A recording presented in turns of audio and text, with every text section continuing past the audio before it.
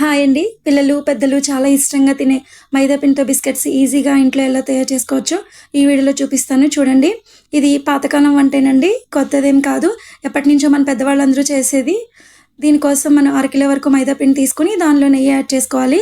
నెయ్యి ప్లేస్‌లో మనం డాల్డా కూడా యాడ్ చేసుకోవచ్చండి. దీనిలోనే ఒక పావు కిలో పైనే షుగర్ పౌడర్ అనేది యాడ్ చేసుకోవాలి.